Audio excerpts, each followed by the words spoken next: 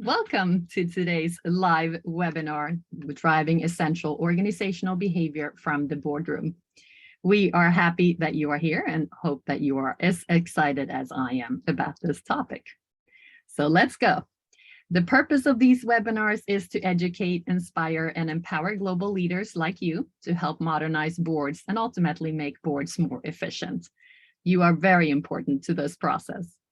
Our expert speakers bring a wide range of current leadership and board-related topics to the table. Shortly, you will meet Chloe Irons, and she will reveal how to ensure that organizational behavior is optimized at every level of your organization, boards included. My name is Red, Head of Events for Shaparency and today's webinar moderator. Before we begin, let me introduce you to our webinar host, Shaparency. Shaparency is a leading board software, a board management and collaboration tool. It's user-friendly, cost-effective, and digital. It's designed to help you save time, money, and enable you to be more effective. It has all the features your board needs to thrive, including modern digital security, an ever-growing series of board effectiveness measurement tools, and board education partners. I'll direct you to an area where you can get a free 14-day trial in a little while. 3 quick reminders before we begin. Write your question in the Q&A section as we go. If we run out of time to answer your question, we promise to follow up with you after the webinar.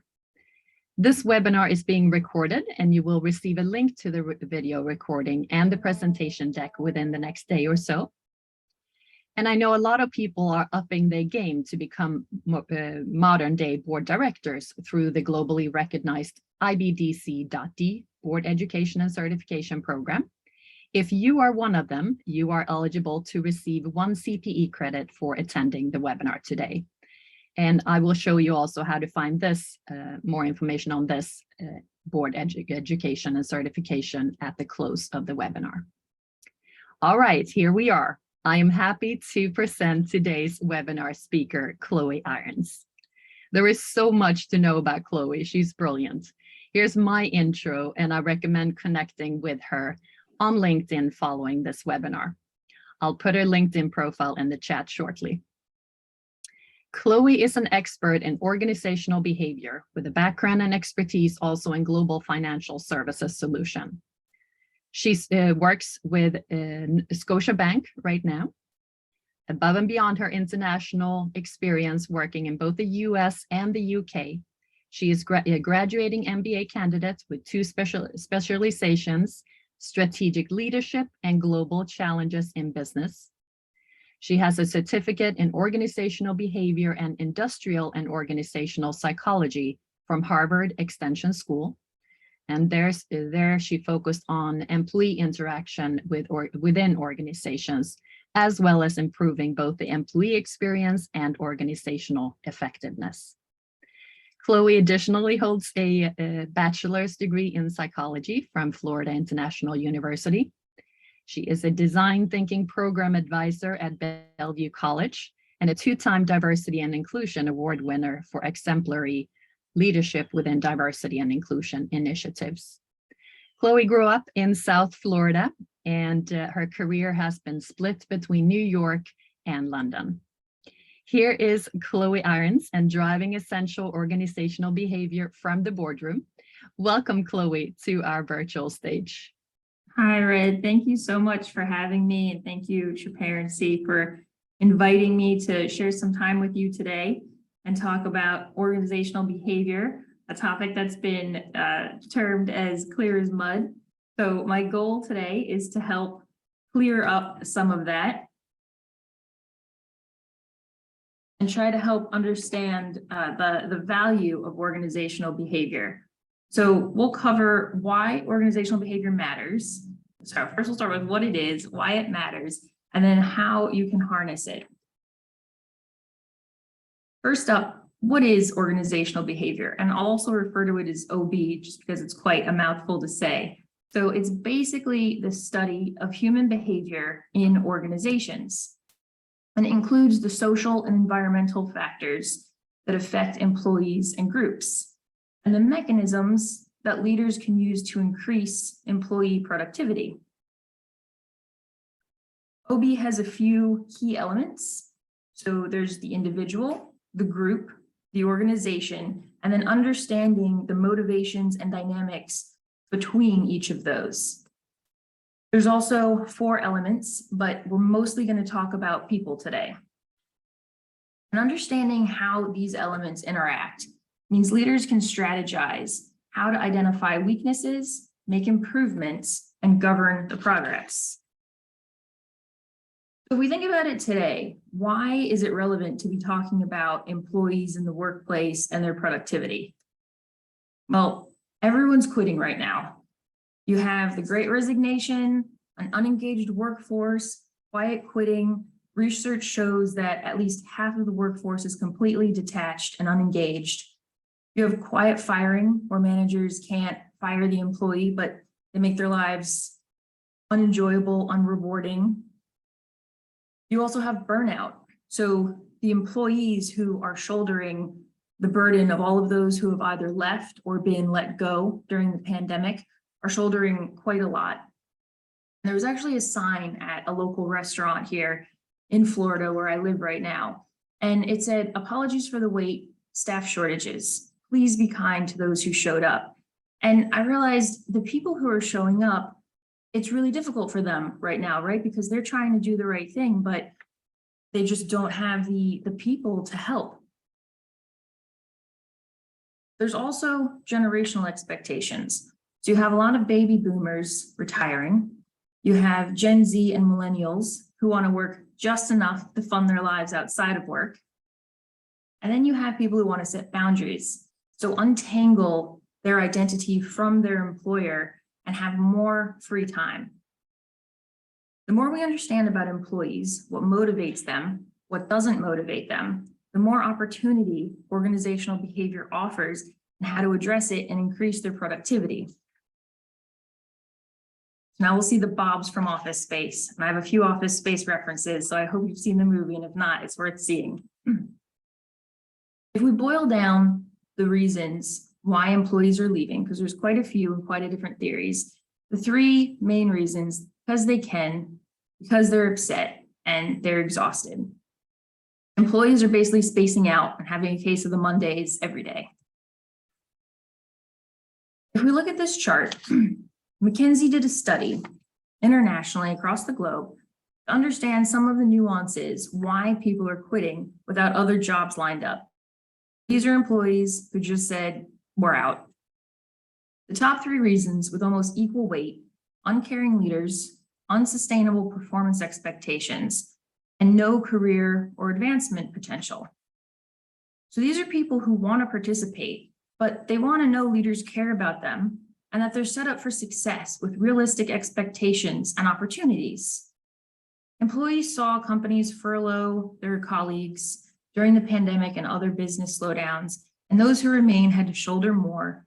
And a lot of them resented it because more was expected of them, and they perceived that no one cared about them and there was no reward, so they left.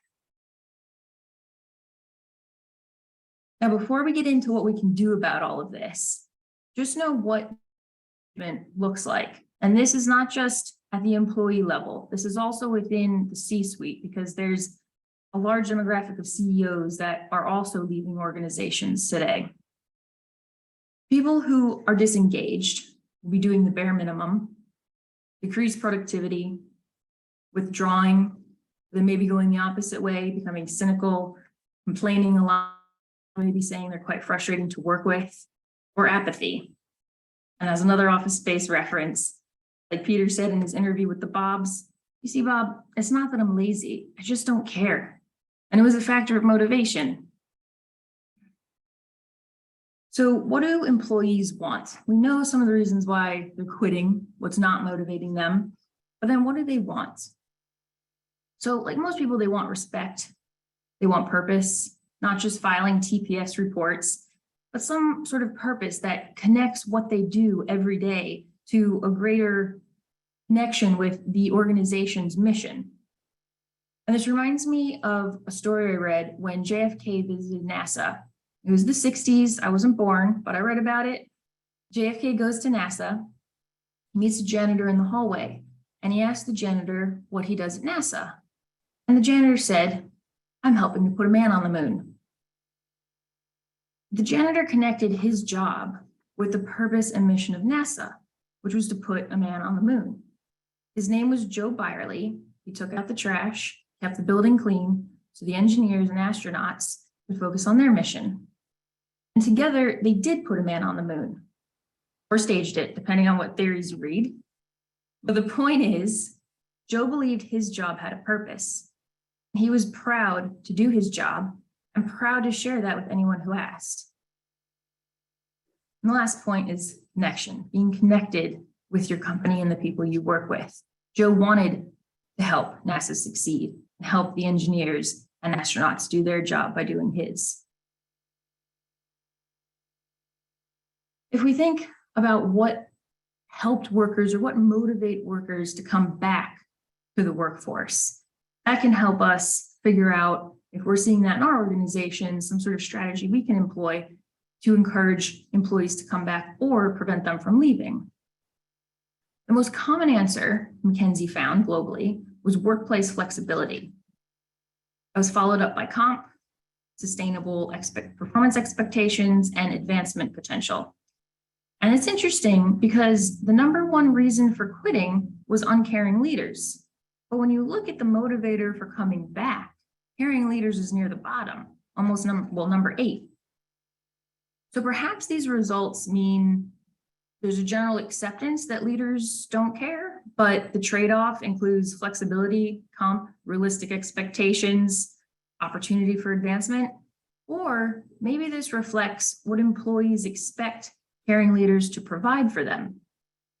Either way, knowing the motivators can help leaders retain, attract, and increase productivity in their employees.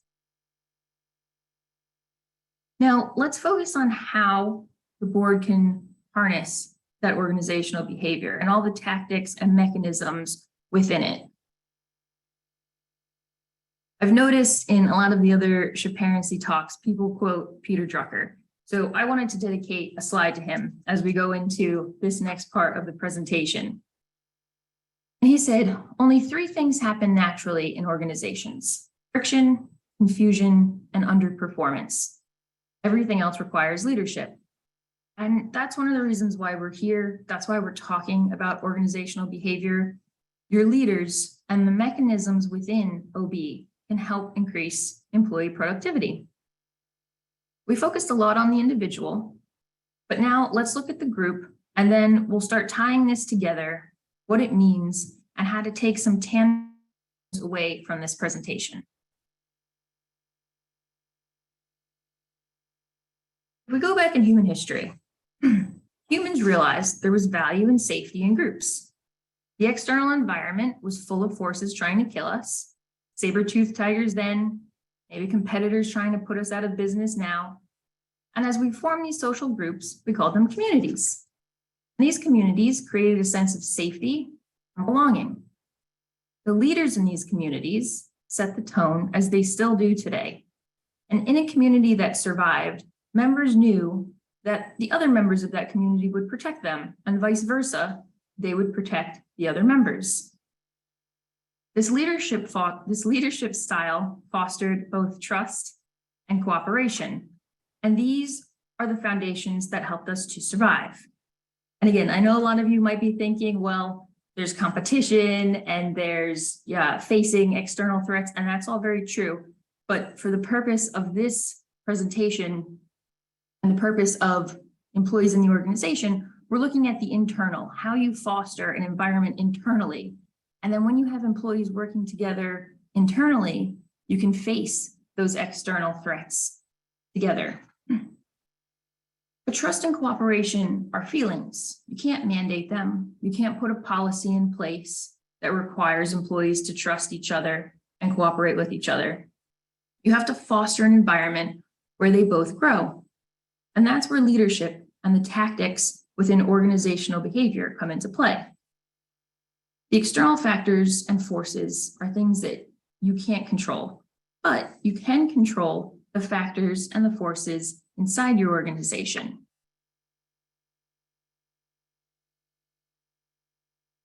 This is another classic scene from Office Space.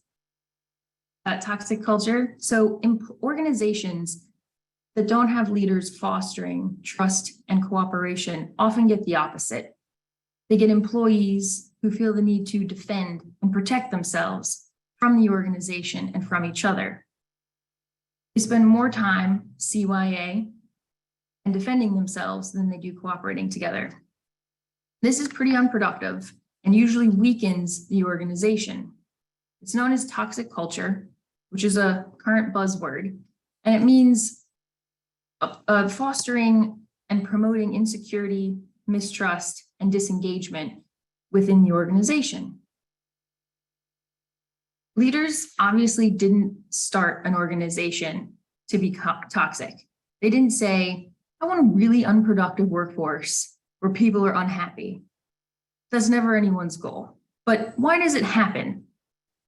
Toxic cultures generally happen because the board and senior leaders didn't put any thought, strategy, or governance around the environment created for employees. Some call it the employee experience or employee engagement. And you'll obviously have an HR department, which will have payroll, mandatory training, vacation policies, but thinking more holistically about why the employees coming to work, connecting the purpose for them, what part do they play, and why is it valuable? These are important factors to create and communicate with employees. So how do you obtain alignment? How do you get everyone rowing in the same direction with the same goal and sense of purpose and focus? To create a community where employees feel like they can belong and are safe, and fostering trust and cooperation. Well, as the board responsible for strategy and governance, you can ask questions. Do you know if the organization has an employee experience strategy? Are policies and practices aligned with that strategy? If you don't know the answers, step one is an assessment. Ask the CEO what's going on. If they don't have anything in place, this is a huge opportunity for improvement. If there is a program, how well is it going? Are you aware of the status and progress and potential for improvement? Then set a strategy for the organization and monitor the progress. But the catch is, for you to do that, you have to make sure your house is in order first. How is the relationship among the board members, between the board members and the CEO? Is there trust and cooperation among the board and between the board and CEO? Now, there's naturally challenge and conflict built into the board and CEO dynamic, but the point of trust and collaboration means the challenges and conflicts happen with respect and mutual understanding that you're all in alignment, rowing in the same direction to make the organization as compliant and productive as possible. If you can demonstrate how that works, you're now leading by example. The CEO has a big job in this too, obviously. He's going to, or she will have to actually execute on this strategy and then come back to the board and report. So the keys here, I would say, are starting with a pilot program if you're launching an employee engagement strategy for the first time. Adapt that strategy as needed based on the feedback. And remember, as Peter Drucker said, results are obtained by exploiting opportunities, not by solving problems. So right now, you are looking at a great opportunity to create better organizations. And a few key things to remember as you're doing this. Commitment and authenticity are quite important throughout this whole process. Employees can see through the lip service, and it's definitely one of the things that creates disengagement is when they see or perceive insincere leaders. So if you're going to approach this, make sure you're committed and make sure it's authentic.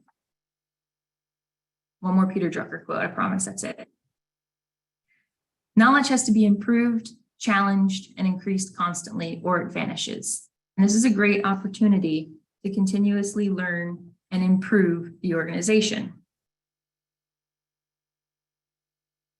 So a few reminders about what we talked about today. And I'd say the keys here, because we've just mentioned a few of them, are making sure that you are prioritizing the employee experience, align the policies with the strategy, and remember Joe Byerly, the janitor who knew his purpose was to put a man on the moon. Help employees see how their role connects to the organization's purpose. But where do you start? What's the first step? The first step is an assessment. Does the organization have an employee experience or engagement program? The next step is to strategize, create or improve that employee experience program with policies and incentives that are aligned with the strategy, and then monitor and govern their performance. There's a few key buzzwords that we've heard or maybe have come across related to this topic. So we've listed a few of them out here, different types of cultures, the Great Resignation. What does it mean to be organizationally effective or health? Psychological safety, which is a fairly new term that was coined by a Harvard professor, Amy Edmondson. There's a lot of research on this topic, which talks about how important it is for employees to feel safe psychologically, meaning that they believe they can speak up without the risk of punishment or humiliation.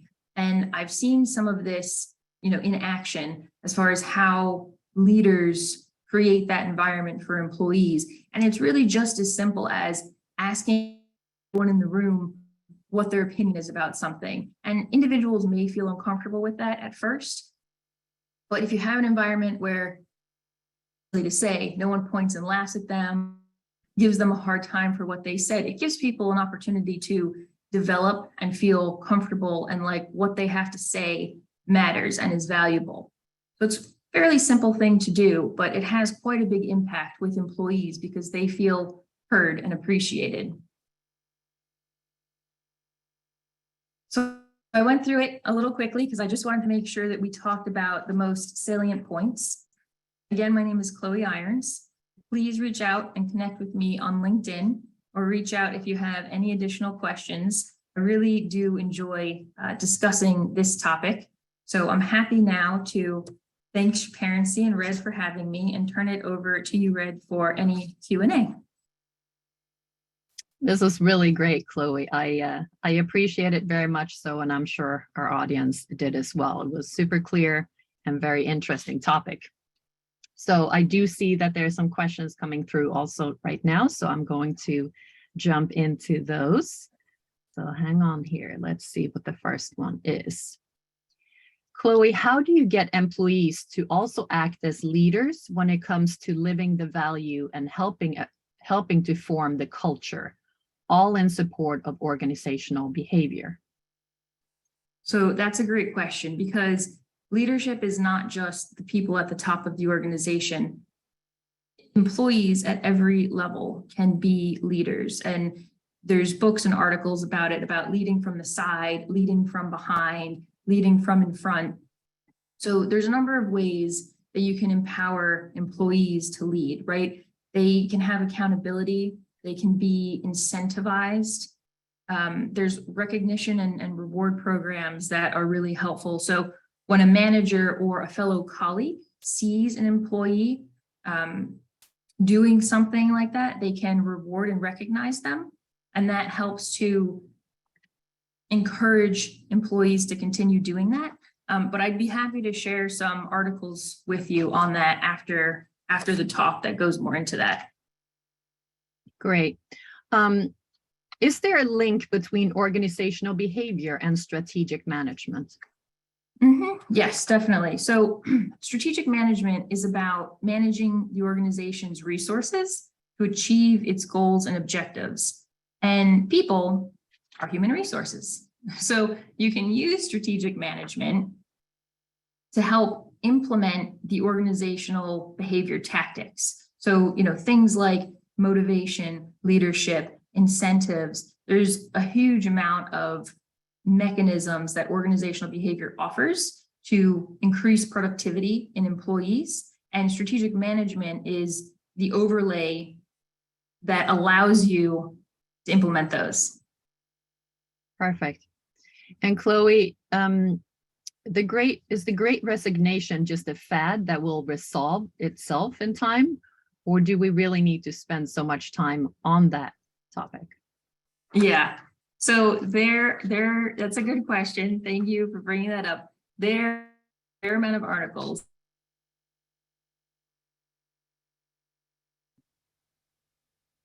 Oh, Chloe, your internet, something happened. I can't hear you right now, Chloe.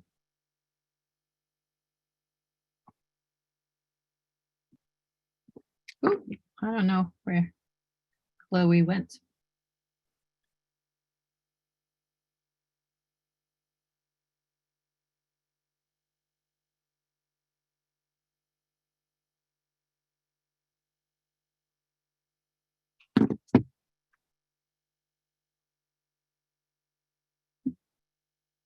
Let's see here where she went. Hopefully she's logging back in with a great internet speed.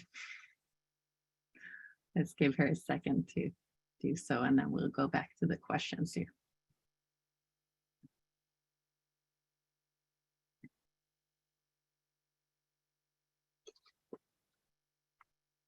Oh, here she is. Here she is. Oh, sorry, guys. That was awful. That's okay. We missed you. Right, Sorry. So let's see. I didn't hear the answer. We didn't hear the answer. Okay. Is the Great Resignation just a fad that will resolve itself in time? All right. I had a great answer. No, I'll try it again. So yes, there are some articles that do talk about this being a fad, and we don't have to put so much thought and time and effort into this.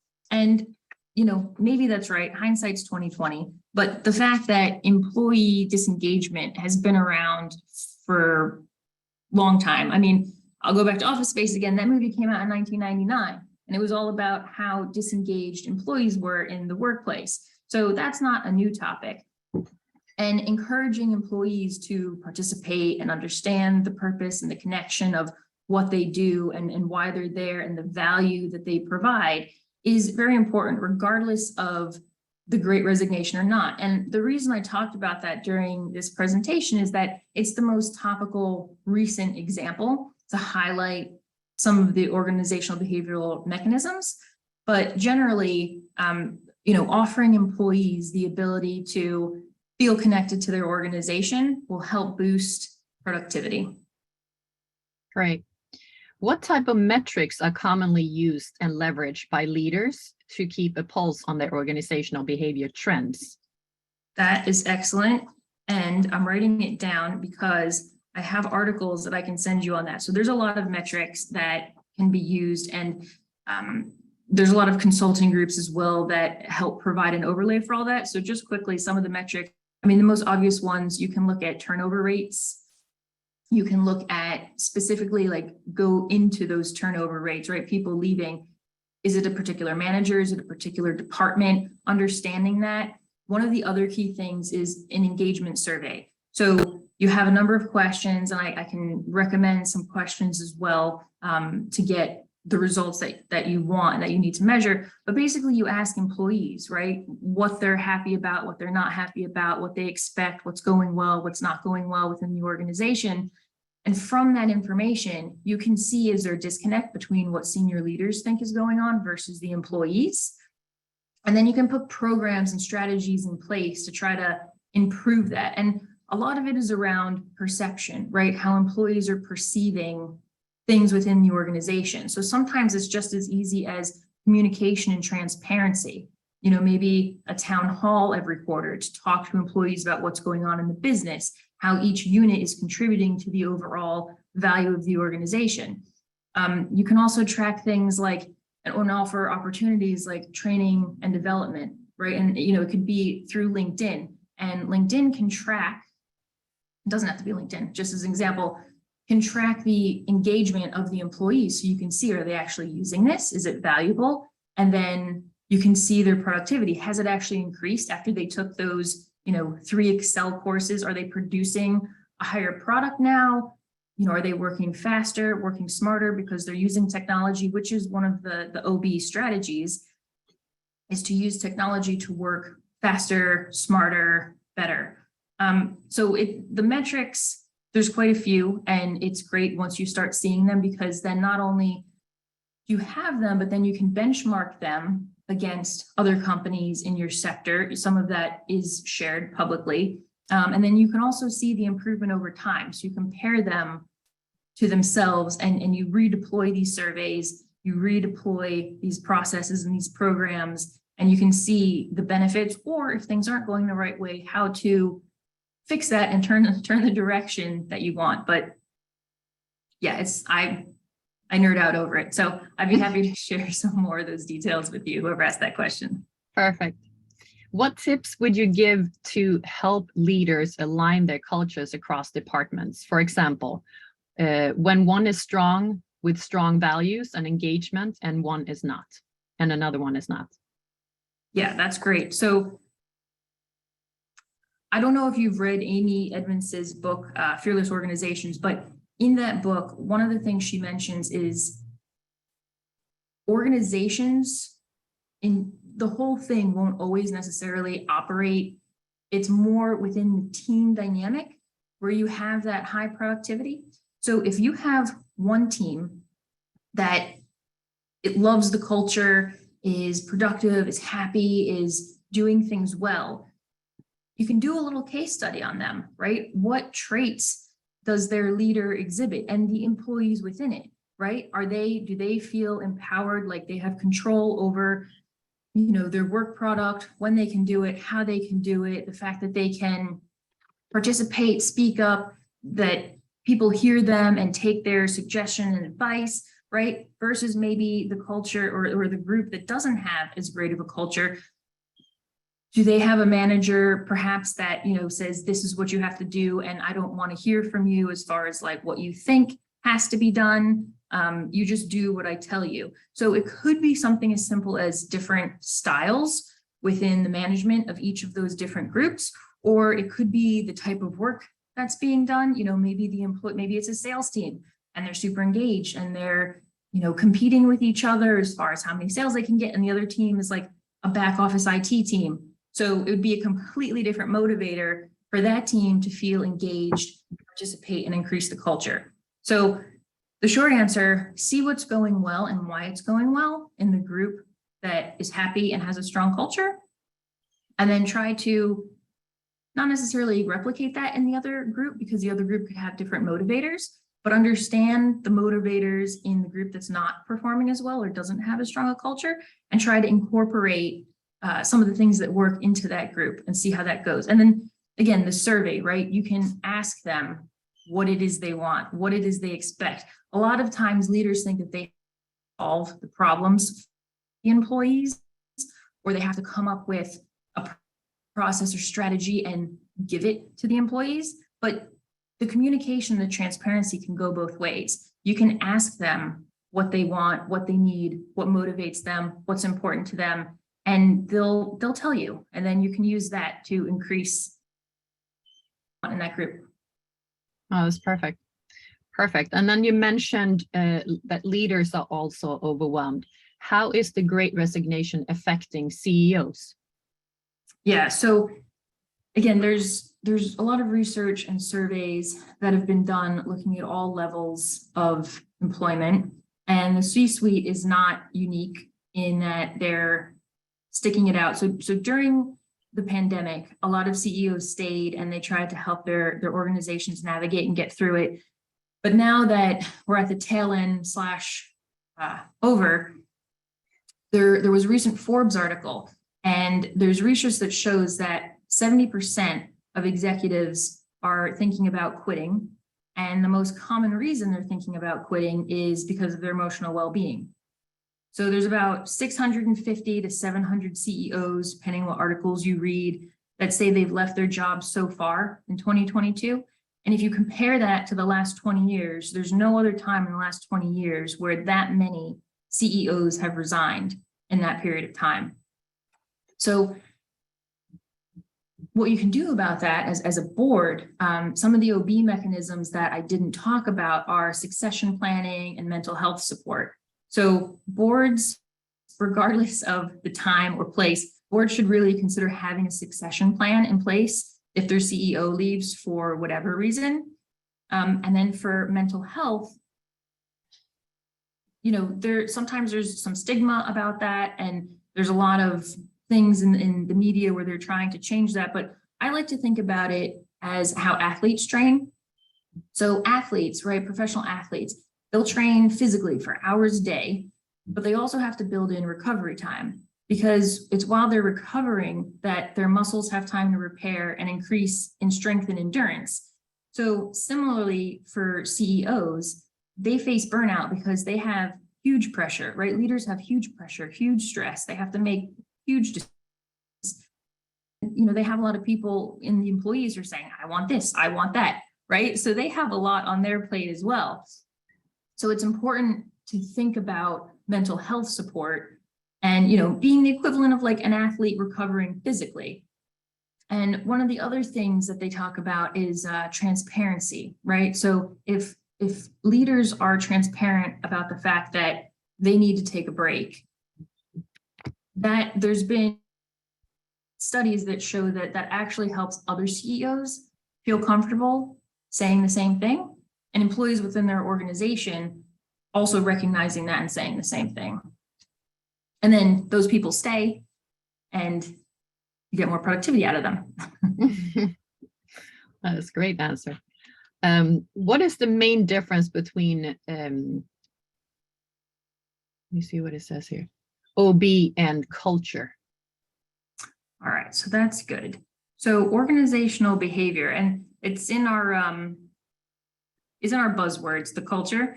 So culture is the shared meaning and beliefs that people in the organization have, and it's what distinguishes that organization from any other organization or brand, right? So if I work at, you know, let's say Goldman Sachs, right? The culture of Goldman, I'm proud to be part of that culture, right? It's competitive, they're smart, you know, tip of the spear, whatever the case may be, and you identify with that, you want to be a part of that. That's culture. Organizational behavior is the study of people. So it's kind of like an overlay of that, right? Organizational behavior is the behavior of that employee who's happy to work at Goldman, and understanding the context of the culture in Goldman and why that employee is happy to be part of that culture. Because then that will inform what motivates that individual, and then you can build in incentives to motivate the behavior that you want from that individual. Great, that's very clear. There was an article by a veteran saying people don't know why they're quitting. How does that fit into this talk today? And how do we build a strategy for employees that don't know why they're quitting? Yeah, so that's good too. So that veteran, that was a great article, and it's very interesting, right? Because it kind of went the opposite direction, took a completely different perspective on what a lot of the current research says as far as why employees are quitting. And she did 5 deployments, and every time she came back, it was never what she expected. She was, you know, it was very disorienting.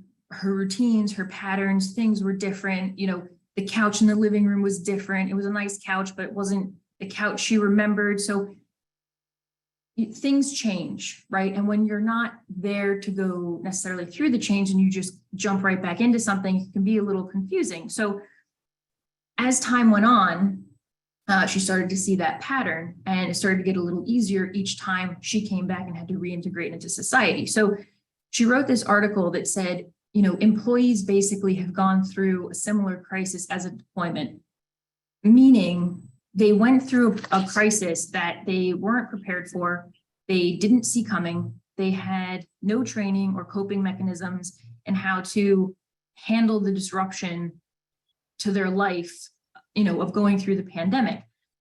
But through time, they established a new normal. And now that the pandemic is ending, employers want employees to go back to the old normal, right? Which was kind of back in the office and, things are open again. So people are confused and frustrated. And the fact that, they're quitting, if it's true, right, that they don't know they're quitting, they're just like we said, the three kind of reasons, right? They're upset and they're exhausted. If that's the motivator why they're quitting, the fact that ability came up as the main motivator to come back kind of highlights that they're trying to find a balance and make some sort of harmony between what happened and where we are, right? So a few days in the office, a few days at home, to balance out the extremes that we went to in the pandemic. Great. I have one more question here, and then I have a personal question for you. Okay.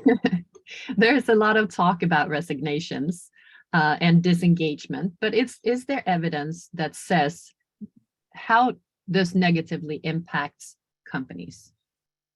Yeah, so there's research that says in the US, disengagement costs companies hundreds of billions of dollars. It's about $350 billion to the economy every year, is the estimate for disengagement. And the way they came to that number, some of the things they looked at were additional sick days that disengaged employees take when they're not actually sick. They just don't want to go to work.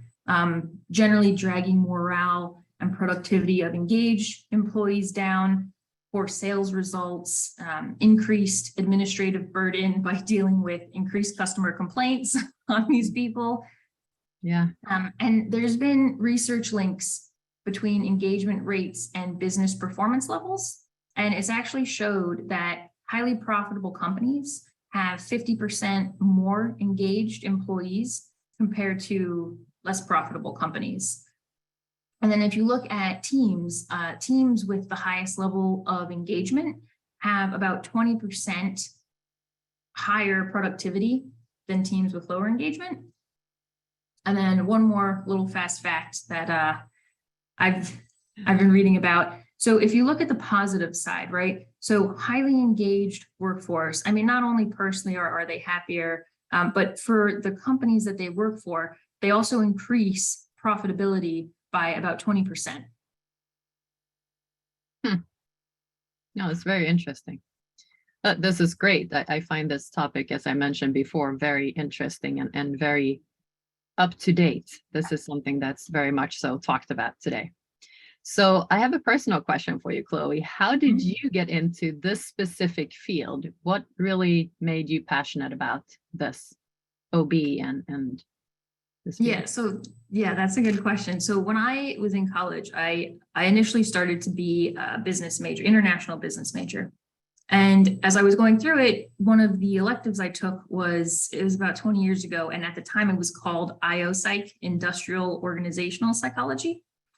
And I just thought it was fascinating that within the workplace, you could use psychological principles in the workplace to not only help employees be happier, but also to benefit the company to be more productive. So it was just really interesting to me. I actually ended up switching my major. I minored in business and political science, and then I majored in psychology. And now I'm getting my MBA. So kind of going back to the business side of it, but focusing on kind of the psychological impact within business. Same with the organizational behavior certificate at Harvard. So it's just a topic to me that's quite interesting, how you can, I say get more out of people. I don't mean that in a negative way, but as a leader, you can help people achieve more and be more than they could on their own. And that not only it's a win-win, because not only does it benefit the individual, but it benefits the organization. So it kind of creates an upward spiral, and it's really inspiring to me and really interesting that we as humans are capable of having such a huge impact on each other. No, that's a great answer too, and I can see your passion, and it's I feel the passion in you as well, and this is great. So that is it for our questions. So thank you very much, everyone, for great questions today. Thank you, Chloe, for amazing answers. And I know we probably hear a little bit more from you also going forward, because some of the articles you spoke about, we can include in Shaparency's blogs and newsletters. So you can hear more from Chloe that way. So thank you, everyone, for that. If, Chloe, you can get to our little farewell slide. Sure. So for further information on Shaparency and that free 14-day test drive that I mentioned earlier, you go to Shaparency.com. And to enroll in our global board education certification course, IBDC.D, and up your game to a global and modern day board director, you can visit Shaparency.com/board education. And to sign up for upcoming events, you can visit Shaparency.com/events. And we do have an event in October that's around killer strategies for business and boards with Tom Ulrika McCarthy. And we also have an upcoming webinar in November about the anatomy of future directors with Paul Smith. So thank you, everyone, for tuning in today. And thank you again, Chloe, for your time spent with us. From me and the entire Shaparency team, have a great rest of your day, and we'll see you again soon. Bye now.